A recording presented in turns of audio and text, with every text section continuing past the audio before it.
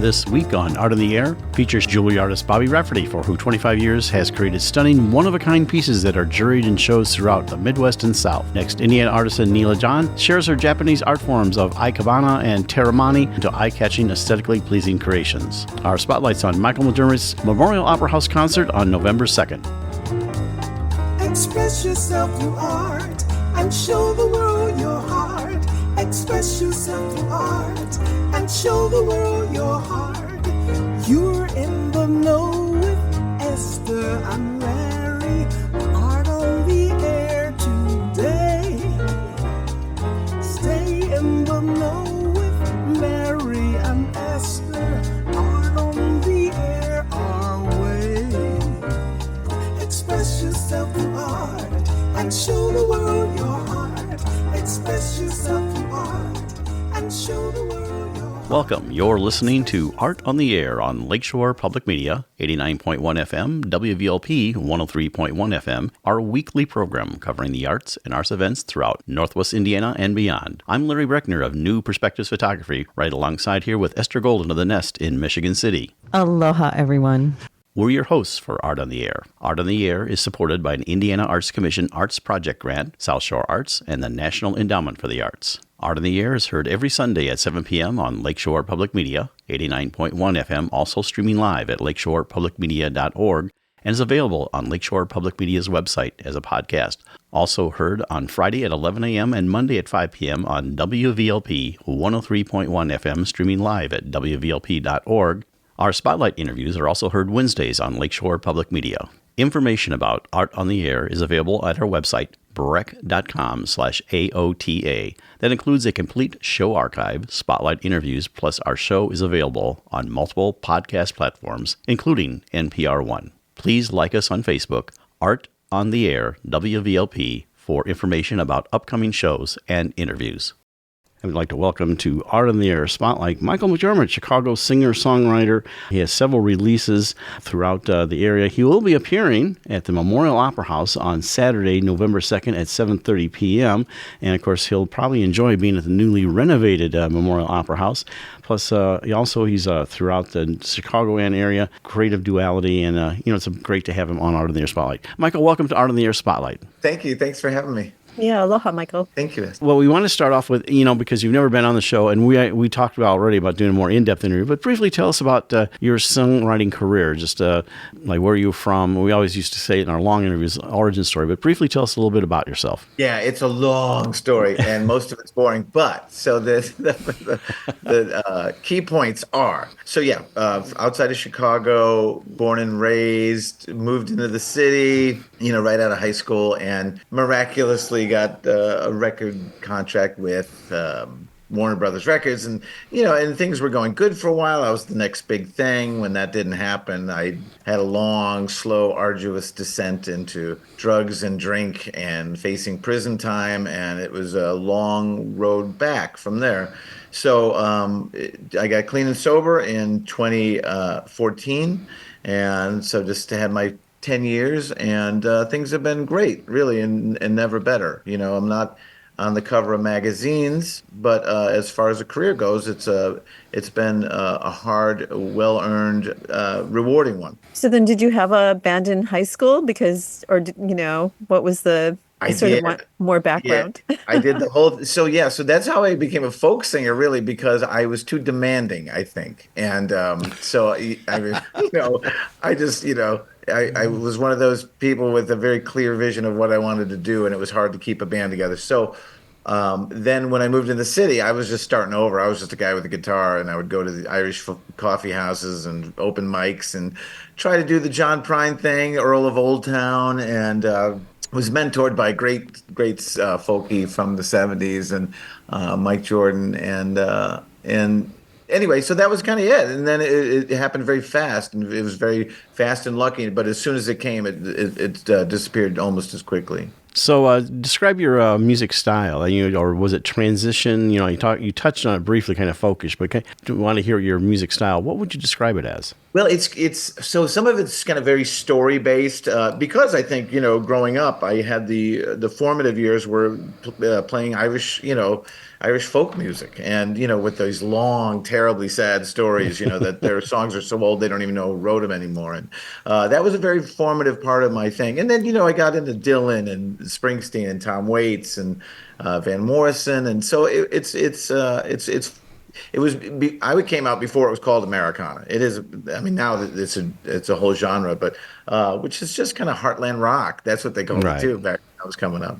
I know some of the lyrics, it's very, kind of reminiscent of the style of like that Americana John Mellencamp, that where you really tell a story in the song. Right. Yeah, definitely. And I actually dated Lisa Germano, who was in John's band for a while. And John is not a very pleasant man, but yeah, he was great. And my first record was produced by Don Gaiman, who produced all those great Mellencamp records. When someone comes to your concert, what can they expect? Well, I'm going to break them down. I'm going to get them as close as I can to actually crying, and then they walk out feeling. No, I do. Seriously, that's kind of what it is. It is. I would have never even said this if I didn't hear it a million times. But just like, they say it's like church. They say it's like an AA meeting. They say it's like, So I do. It gets heavy, and it's not easy music, but it's rewarding, and I do. And nobody walks out of there feeling worse. That's the goal. And we talk about some heady stuff,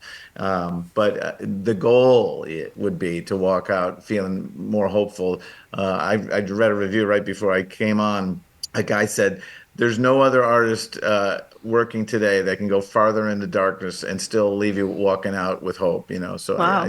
I was like, that's a great quote. I'm going to use that somewhere. But yeah, so that's kind of that's my whole. Now it was never set out to do that, but it just became that is what I do. And so I like it. I think that's all in all, I'll take it. Michael, in the concert then, will there be something from like the beginning to now? Because now you have 2 new albums out, Lighthouse on the Shore and East Jesus. But yeah, I'll do a bunch from there. But I mean, that's 20 songs. I'd probably only do half of those. And then, stuff spanning 30 years, so right, it's good. I touch on everything for sure. And, usually it's so funny. I saw David Crosby at City Winery not that long ago. I don't know, 5 years ago or something, but he was doing a new album. But of course, people had to endure all the new stuff to get to the old stuff, which I thought I never want to be like that. So I'll mix it in as we go, just to keep people on the hook. Great. Now, are you performing with the Arsonists on Memorial Opera House concert? I am. That's November 2nd, and it's funny. We do a thing. We're doing one October 19th in Forest Park. We do a thing once a year called Halloweenstein, which is what we do. We do a Springsteen show, which we don't dress up or anything silly like that, but we do a Halloweenstein show once a year. And then, then doing November 2nd, Memorial Opera House. Then I'm going east for a bunch of dates by myself after that. Well, we appreciate you coming on Art in the Air Spotlight. We're going to invite you back for a more in-depth interview to share your music, but we wanted to get this in for Memorial Opera House that you're coming there, and I think you'll enjoy. We just interviewed Scott, who's back as executive director, and they just completely renovated, new lighting, new sound, everything. Be exciting place for you to go. So I can't wait. Yeah, it's going to be great. So that's Michael McDermott. You can find out more about him at michael-mcdermott.com, and Memorial Opera House Saturday, November 2nd at 7:30 p.m. There still are tickets available, but they are going fast, so please do that. Michael, thank you so much for coming on Art on the Spotlight. Thank you for your time. Thank you. Thank you, Michael. And a Spotlight Extra. November 3rd is the next date for the book launch at South Shore Arts Gallery Shop event. It's a Christmas local event, Millennia of Progress, 1933 through 2023. The Chicago World's Fair Why Tales, If Houses Could Talk, is a companion book of the World Fair buffs will love. Again, that's November 3rd at the South Shore Arts Gallery. Art on the Air Spotlight and the complete 1-hour program on Lakeshore Public Media is brought to you by Macaulay Real Estate in Valparaiso, Olga Patrician, Senior Broker. And as a reminder, if you'd like to have your event on Art on the Air Spotlight or have a longer feature interview, email us at aota@brech.com. That's aota@brech.com.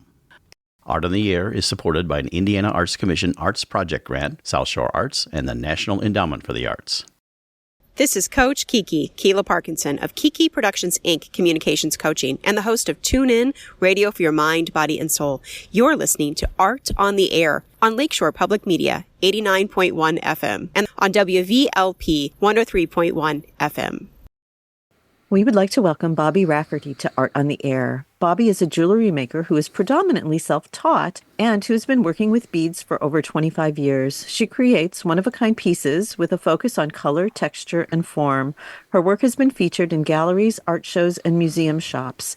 Thank you for joining us on Art on the Air. Aloha and welcome, Bobbie. It's very nice meeting you. Oh, thank you so much for having me. I'm thrilled to be here. Well, really glad to have you and glad to reconnect after we were at the For the Love of Art Fair. That's where my wife and I met you at, actually at the bar. I think we were sitting there. So You're giving away all the secrets of the artist there, Larry. Well, of course.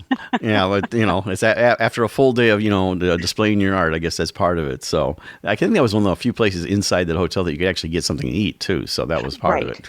All right. Justification, not necessary. Okay. All right. Okay. I know, because sometimes we practice eat, drink, and be Larry. So, Well, anyway, we want to know about you, Bobbie. We had a chance to visit when we were there, but I think our audience would like to know your origin story. I always like to say how you got from where you were to where you are now. So tell us all about Bobbie. Sure. I say I'm Southern by birth and Midwestern by luck. I was born in South Carolina. My parents were both professional musicians. My dad was a conductor. My mother was an opera and musical theater performer. Wow. And teacher. So I grew up in and around orchestras and the arts and performance and all of that.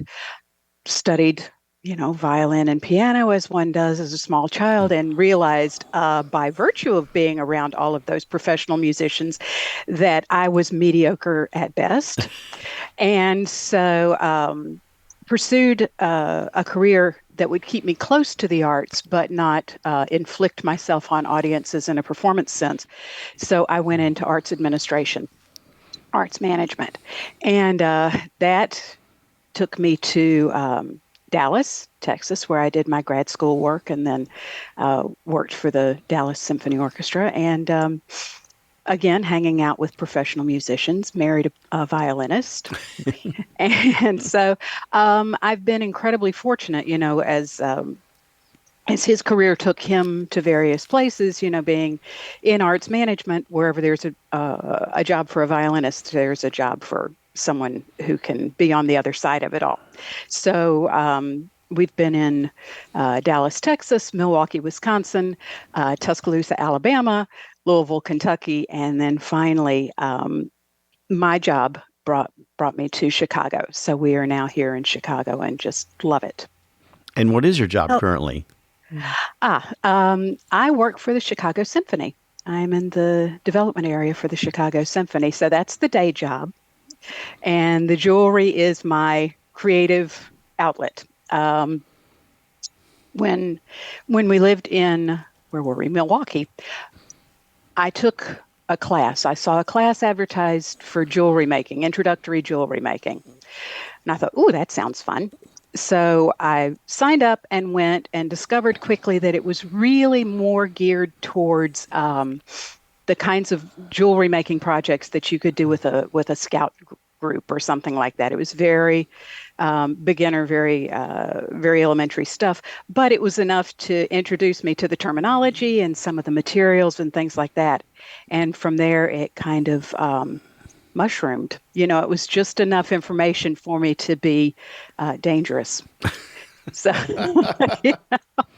but so after that first class, where did you take it then?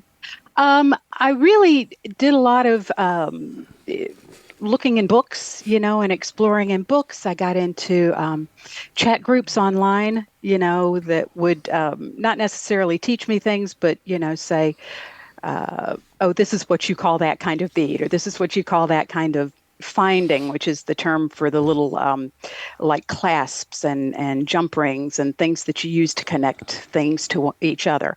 So it was kind of a cobbled together growth. And I started with very simple things, just basic stringing, kinds of necklaces and making earrings and things like that. And took some pieces into a gallery once and, showed them to her, to the owner. And she said, well, these are nice, but if you're going to spend all the time making the jewelry, don't finish them off with,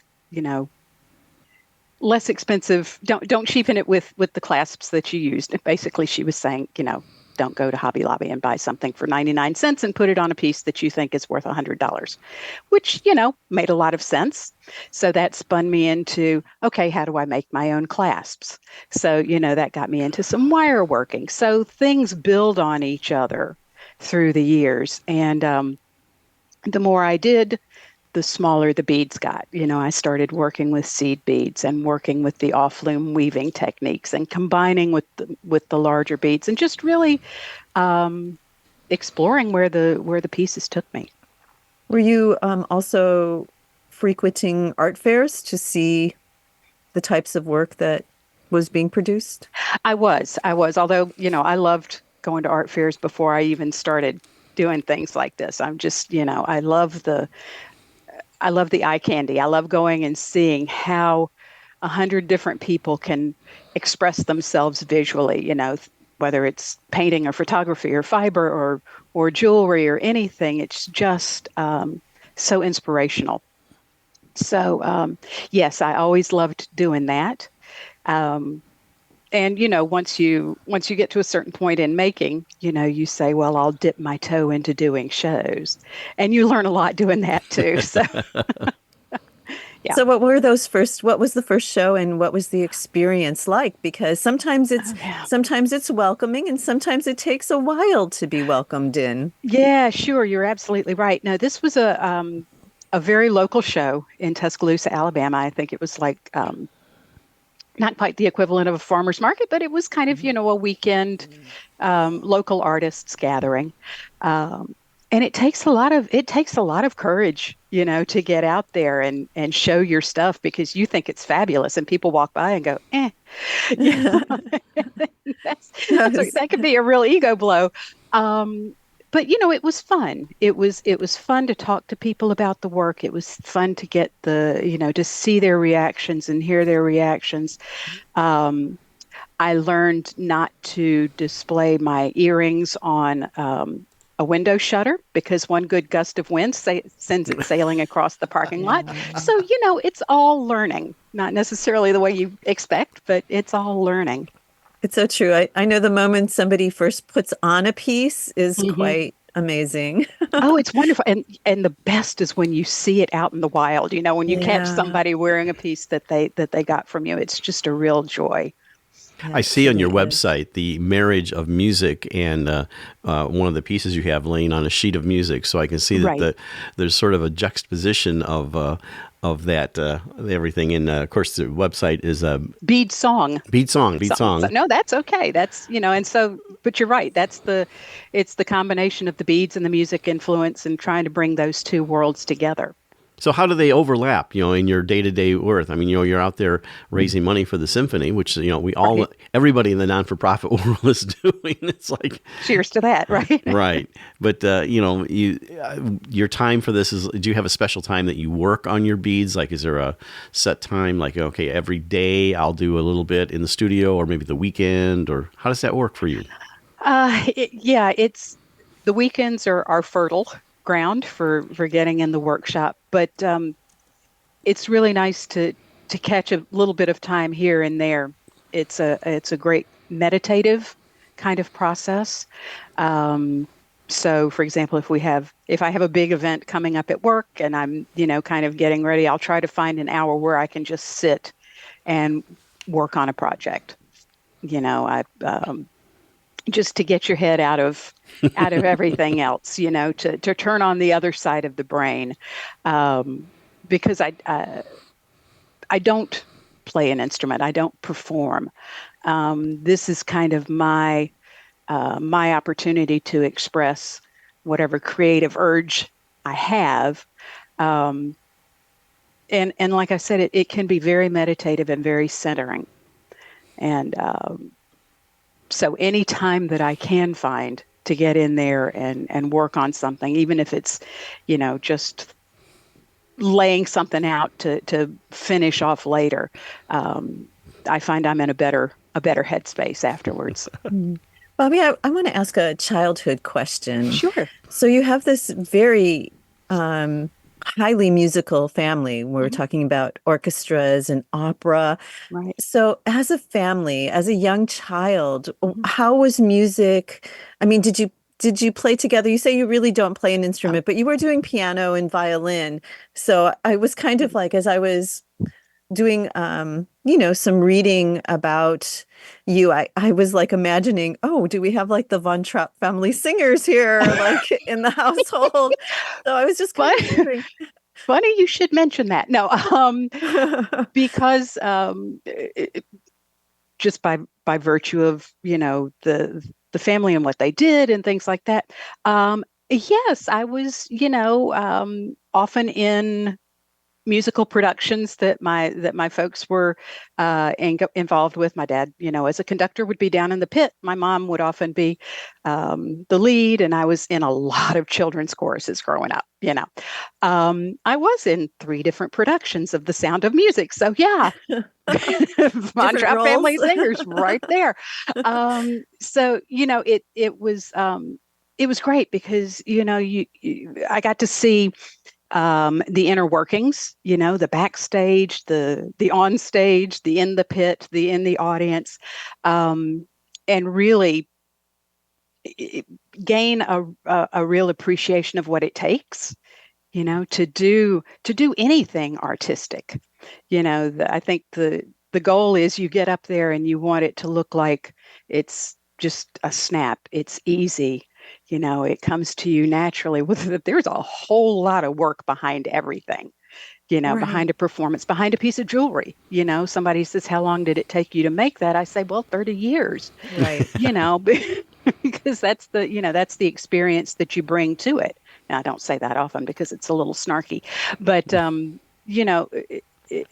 any kind of artistic expression, I think we bring the background of what we've experienced and what we've seen and who we admire and how we're feeling and how we respond to the day, to what we put out there. I understand the Sound of Music issue. I was a theater director, and my daughter was in multiple productions. At 5, I put her in as Gretel. She was in a professional production as Marta. She was in another production as Marta. And she went through about 4 different productions. Yep. So, yeah, it is that way. Double Greta, 1 Brigida. There you go. Yeah. Well, being familiar with the bead world myself, Sure. the big shows, which big shows do you go to gather your beads? I mean, it's an intoxicating experience. I mean, just like any, like going to a fabric store for a fiber, person, like beads are just. Oh yeah. It's pretty amazing. I will source materials just about anywhere. If I see something that has a hole in it, it's not, it's fair game. So I go to, there used to be one up in Milwaukee called the Bead and Button Show, which sadly is no more. I go to a number of wholesale shows that come through the area. I will go to thrift stores, and find older pieces and repurpose beads or repurpose pendants and things like that, which I think is a lot of fun to reimagine, something that someone has loved in the past into something that might be a treasure for someone in the future. So often when I go on a sourcing journey, I don't necessarily have a specific goal in mind. I might have 1 or 2 things that I'm looking for, but I also know that if I see something and it speaks to me, I may not know exactly what it wants to grow up to be, but I need to get it. And I'll have it, in the workshop, I'll have it in the stash. And eventually I'll pull it out and know what I want to do with it. Yeah, what it wants, for sure. Yeah, I had a strand of beads that I had to have, and it was 15 years before I knew what to do with it. Absolutely. But then I knew, and then it's perfect, and it just flows, and it's great. So, yeah, that's it's a lot of fun. Of course, it ends up that you think, oh, I must have those, and you go home and you find out that you have 3 other strands of them. But, we're attracted to what we're attracted to. It means you're consistent, So what do you have time to do art shows anymore, or what's your primary source of getting your work out into the public? Yeah, I do. It's tricky in my current position, because there are a lot of concerts that at night. But I am able to do shows predominantly in the summer, but art shows are usually Saturday, Sunday things. So there are times when I can sneak away. No, yeah. Well, there's so many in the Chicago area. There are, and I'm very fortunate that I can find a lot of places to do a lot of shows to participate in that don't take me away from the area too far. The most distant one I'm doing this year is in mid-October, October 19th and 20th, down in Alabama, called the Kentuck Art Festival. So that's a combination of doing a wonderful art fair and going back to some place I used to live and seeing friends. So, if you can combine them that way, it's great. I probably do about 10 a year currently. Oh, that's a healthy amount. Yeah. At a certain point, I was doing probably 15 or 20 a year, so each year ebbs and flows and changes and switches, but I've been fortunate enough to find some galleries here and there, that will feature my work. I've been juried into the Artful Home catalog, so that's been a real thrill. Very nice. So it's that's finding ways to share your work is as creative as getting the work together. Right. So, but for the love of art, the fair last year was such a treat, because I met Shireen, who's the organizer, the manager of the show. She came to a show that I was doing in the Chicago area. We met, we chatted, she invited me, and I just love it. I'm thrilled to have done it last year. I'm happy to, get to look forward to doing it again in February this coming year. Beautiful venue, comfortable. It really is. Anything you can do that's inside where you don't have to worry about wind, rain, snow, tent blowing away. hurricane. I have done a show in a hurricane. That's an adventure. So it's really a luxury when you can be in a setting like that. Yeah, that's what I was going to ask, is how you, Shireen, hooked up together, because we've been interviewing artists that have been in her show, and that's she invited me to come. And in fact, this year she invited me to actually come and exhibit. Nice. I'm just not set up to do that right now. It's like a little bit too busy, and I do have probably a fair amount of inventory, but I just do gallery things. But yeah, she said, "Hey, I have a photography slot. Would you like to do it?" And I said, "I just don't think." You should take the leap. Well, yeah, but I would really have to inventory up a little bit on some of the smaller items, because most of the stuff I have are 20 by 30 on canvas gallery wraps. So, it's bigger pieces. So one of these times maybe, but in my spare time when I'm not doing radio. Right. Get that creative outlet, Larry.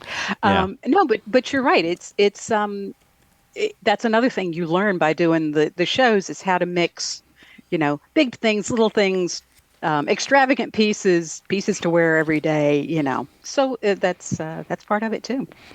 So what's your schedule look like going into the fall? Is that a big time for you to exhibit and go out with different art fairs? And actually, I'm a little slowed down right now. I've got the Kentuck Art Fair that I mentioned in October the 19th and 20th, and then I'm kind of away from it until December, when I do the One of a Kind art show here in Chicago. That's at the Merchandise Mart. And that is, I'm looking on my calendar. It's really like the beginning of December. Yeah, it's early December, and I'm sorry I don't have the date right on here. But after that, it's For the Love of Art, and then the spring we gear back up. Sounds great. So your everyday job, you can give a plug to the symphony there. I think it'd be fine, what to do just briefly if people are interested, since this is in the Chicago market. So. Yeah, Chicago Symphony Orchestra. We have something every weekend going on here. We have of course, the Chicago Symphony itself. We do a jazz series. We do a piano series. We do chamber orchestra or chamber music series. We have the Civic Orchestra of Chicago, which is our pre-professional training program. So if you're in Chicago and you have a hankering for great music, the Chicago Symphony Orchestra is your spot. And if they want to support it, how do they do that? Oh, Larry, that's so wonderful. You go to cso.org and there is a donate page. We have all kinds of levels, all kinds of ways, all kinds of things you can support. Excellent. And that's great. Well, it's important that I always say, kind of paraphrasing Ben Franklin about the arts is certainly if we don't hang together, we'll hang separately. And I think, arts need to support each other. And I think that's very important in what we're doing. Well, also in the last couple minutes here we want to give you a chance to tell us about your website, how people can reach out to you and things like that. Sure. The website is beadsongjewelry.com. It's all one word, Beadsong Jewelry. I am also on Instagram and Facebook as Beadsong Jewelry.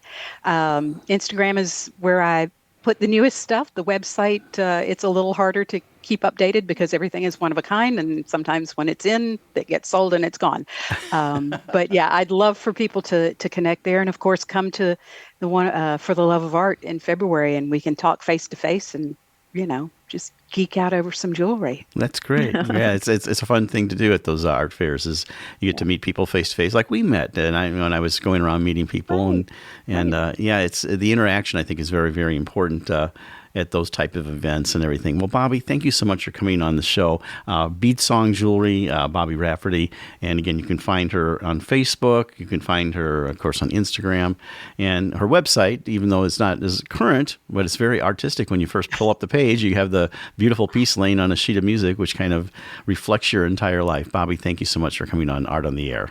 Thank you for having me. It's been a pleasure. Yeah, thank you so much.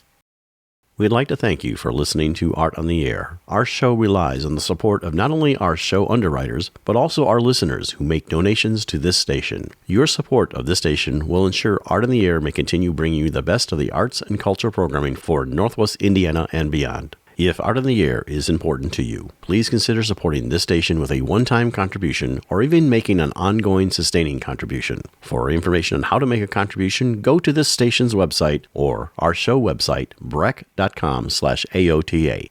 And thank you. This is Mary Clark, the author of Dandelion Roots Run Deep, and you are listening to Art on the Air on Lakeshore Public Media 89.1 FM and WVLP 103.1 FM. We are happy to welcome Neelu Jain to Art on the Air. Neelu is a fiber artist specializing in the Japanese traditional folk craft of temari. The temari balls are made with bright colored threads, elaborate embroideries, intricate wrappings, stunning stitching, and a multitude of patterns. They are considered a symbol of love, esteem, and honor, and also symbolize deep friendship and loyalty, wishing the recipient a brilliant and happy life. She also has workshops and online classes in temari and Ikebana. Thank you for joining us on Art on the Air. Aloha and welcome, Neelu. It's such a pleasure meeting you. Thank you. Thank you, Larry and Esther, for having me here. I'm honored to be on this show today, and thank you for a wonderful introduction, too. Thank you so much. We'd like our audience to find out more about you, and we want you to tell your story, what I call your origin story. And how I'll tee that up is how you got from where you were to where you are. So now tell us all about yourself. Well, I'm from India, and there are 3 different cities in India that I call home. I grew up and spent most of my childhood in Jaipur, which is also called the craft capital of India. Growing up, I was surrounded by many artisans of different kinds. There were miniature painting artists, there were weavers, tie-dyers, jewelers. And I was introduced to hand embroidery by my much older cousin sister, who would actually make embroidered saris. Now, her work was so meticulous that the back of the sari looked exactly like the front. And I think under her guidance is where I developed an eye for detail and precision. When I was in 11th grade, I moved to Baroda, another equally vibrant city, and it's known for its rich textiles and embroidery.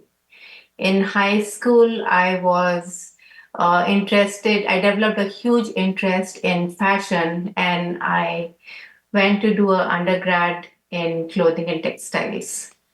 When I was doing my undergrad, I developed a huge interest in history of clothing. I would be fascinated by just how intricate the fabric, the weave, and the embellishments were in the past, and how simple the tools and the looms were, which created these beautiful fabric. I went to National Institute of Design, which is a prestigious school in Ahmedabad, and I did a course in apparel design. This is where I learned the elements of design, the theory of color, and mastered the skills for creating a garment. As one of the graduation requirement, we had to study a craft and document it. After a lot of research, I chose to study this community called Jats. Now, Jats is a nomad community. They have migrated from Balochistan to India many years ago, and they basically live on camelback, going from one place to another, finding work and water. Now, this community had really detailed embroidery work and intricate jewelry. So the women folk would take the leftover fibers, fabric, broken mirrors, and do this embroidery on their kaftan, which just looked beautiful. So beautiful. Yeah. I spent a month with them, traveling with them, and I realized how humble their living was, and yet how intricate and embellished their work was. So it was a beautiful experience, and I think that's where I developed my interest in craft. So I came back to NID, and it was not just this craft. I started looking at crafts from all around the world and studying them. Now, after I finished my postgrad, I went to the third city called Bangalore, which is the south of India, and started working as a ladies' wear designer for this export house. They used to manufacture garments for big chains in the US like DKNY, Gap, Tommy Hilfiger. I used to do their domestic line and design ladies wear. That's when I met my husband. We got married, and then 1 year into the marriage, he decided to move to Arizona to do his MBA at Thunderbird, which is the International Business School. So when I came there, everything was very new. This was my first time outside India, and I was just intrigued by the craft of native Indians. I started working with the curator, Mr. Dean Warner, and he had this amazing collection of textiles and art from all over the world.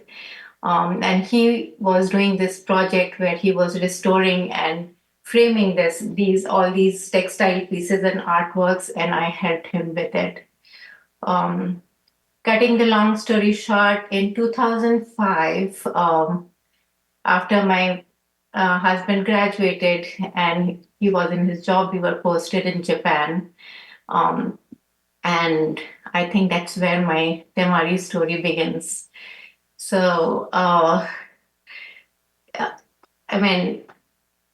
just loved Japan. I was drawn towards their architecture and gardens, their simplicity of lines and yet so powerful, and their minimum yet detailed approach to everything.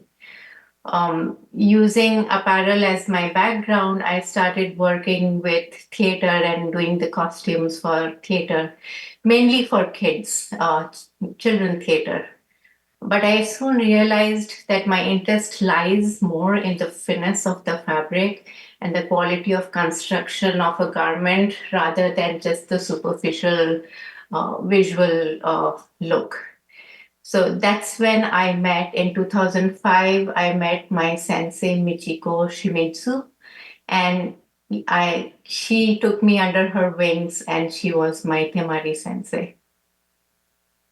And I think I trained under her for almost 11 years, and I think I found my Ikigai. And it's after hearing your whole background, I can see it all in the intricate designs that you do in your Temari. So what a rich background to bring into it, because your designs are so unique and complex and multicultural sort of influence. I based my design out of, the techniques are Japanese. Yes. I think this whole exposure to different cultures and different countries, it's kind of becoming, there's a little bit of Indianness to it, there's a little bit of Japanese to it, and I kind of adapt. I want to keep the simplicity of the craft. So I use really simple tools which are locally available. And traditionally in Japan, they would use rice husk as a core of the ball. Here, I'm trying to experiment using corn husk, because that's the locally produced grain here. And so how do you start? Do you start on paper? You start with your imagination, of course, but how do you actually start a piece? So there are different times, different things. I usually, it's a three-dimensional art. It's not 2D. So there's a little bit of geometry involved. There are various techniques to divide the whole ball into different shapes, like pentagons and hexagons. And sometimes I flatten those pentagons and hexagons in 2D and then design my work on paper. Sometimes I just make the grid lines on the sphere itself and then design my work there. I know, but they're so intricate. It almost seems like you're approaching your sphere. And do you see what you're going to do, or because your color palette is anything goes, really. So how do you refine what you're going to say? But there are a lot of hits, trials and misses. Sometimes I just know right away that this is going to work and I go ahead with it. There are a lot of times when I have to remove or redo the stitches. A lot of designs have many layers to it. So I start with the background color and then I build on top of that. So there are times when you are building on top, the image that was in the first layer is like it totally disappears and something new appears. And it's just experimenting and doodling on a ball. Yeah. So I want to go way back to childhood again. And what were you physically doing as a child and in your family? Was there a lot of art going on? I mean, the visuals are there. I mean, Yes, how do you get more rich than India with all the like every possible craft and skill? What were you and your family doing? So I was, most of my childhood was in Jaipur. And Jaipur is this a rich city when it comes to architecture and textiles and jewelry and pottery, printing, everything. Color, yeah, it's so vibrant. But I used to live with my grandmother, and I was never a very sporty person. So at school, we still had the colonial system, and at school we were the whole school was divided into 4 houses, we call them, and they were inter-house competitions. So I would always take part in art competitions, and I would win many prizes. I mean, I have I started with painting first, and then finally my teacher said that why don't you, you have won so many prizes in painting, why don't you try something else? And then that is when I started doing embroidery and knitting and crochet and everything. And I settled down with tie and dye, which is like a shibori work on fabric. And I think I was just surrounded by this amazing palette of color and amazing techniques on fabric, and that's what interested me. Was your grandmother embroidering? Because that's where I picked up everything from my mother, all my embroidery from, my grandmother and my mother. Yeah, no, my grandmother was not embroidering, but it was my older cousin's sister. She used to make these beautiful saris, and she used to also live, come and live with us for. It was kind of a joint family where people came and lived for a longer period of time and went, kind of thing. And I think my embroidery skills come from my sister. Yeah. You're listening to Art on the Air on Lakeshore Public Media, 89.1 FM, on WVLP, 103.1 FM. You also do another kind of art. It's a like floral arrangement. I think it's called Ikebana. It's arranging of blossoms. Tell us a little bit about that. So that too, when we were in Japan, Japan is again another country so rich in when it comes to art and craft, and they all these things have been passed from generations, and they take so much pride in just fine-tuning all the craft. So when I was in Japan, I was intrigued by their Zen gardens, by their just love of nature. And each flower was appreciated. There were festivals around each bloom, and I just got interested in flower. Now, Ikebana is one of Japanese renowned kind of flower arrangement, and there are many schools which teach different kind of arrangements. So I joined the Sogetsu School of Ikebana, and my sensei Rumiko Matsumura, I was trained under her for almost 11 years again. And that's my another passion. So this is using minimal flower, but the line and the composition and is so important that you start seeing not just the flower as an object, but also the empty space in and around the arrangement. So, yeah. And do you have anything to do with the design of the vases that they go in, or that's just part of what exists?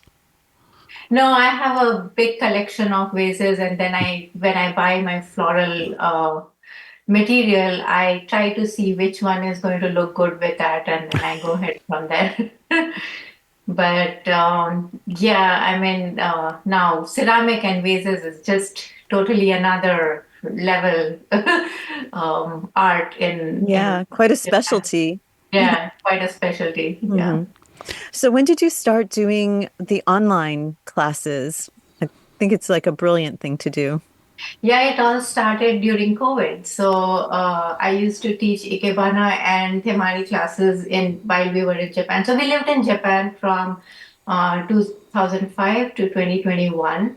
Wow. And I used to, after few years of learning, I started teaching, and mostly to the expat wives. And then also came Japanese people. It was kind of new for them to learn their art from a foreigner.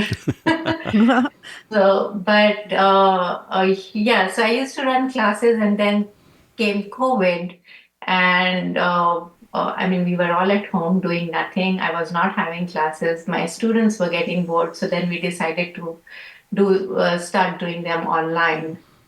So on 2021 is when we moved back to Indianapolis. And then I just continued taking these classes for my students in Japan and now all over the world. I know that's the exciting part about the online world is that you do meet an international community in some Yeah, of these classes. yeah. So they're still ongoing now, right? Yeah, yeah, yeah. Most of the students in my classes are by students who were in Japan with me. I haven't really started teaching brand new people on Zoom yet, but I think I should do that soon. Oh, So most definitely. I'm curious what you would like to do away from art. Is there something that you enjoy that's not part of your art world? I love to travel. I love to travel. I just love to see how people behave. I love to go to grocery stores and see what kind of food each country has. And yeah, we have traveled more than 20 countries over all these years. And it's just amazing to hear different languages, different clothing, different textiles, different art, and different food. Now, the history of Temari, tell us a little bit about that. They weren't really decorative objects when they were started. What were they? They were actually humble beginnings. They were used as a toy to play with. So many years ago, mothers would take their old kimonos and pull out threads from there and wrap it on anything bouncy like a sea sponge or just a leather ball and wrap it and make it into a ball and have their kids to play with them. If you look at old Japanese scriptures, there are many songs and folk songs and nursery rhymes which are around Temari. And even today, when you go to kindergarten, the kids learn how to play with ball and catch and sing those songs along. Yeah, so it began as a toy, and then over the years, it was fine tuned, and they started using more rich fibers like silk, and it became luxurious, and it became art for the imperial household. And when it became the art for imperial household, it was kind of banned for the common people. And then after came the World War, and then after the World War, everything luxurious was banned, and so was Temari. And there is this whole generation which didn't work on it or didn't know about it. So it was kind of lost in between. And now there are few families in Japan who are trying to revive it.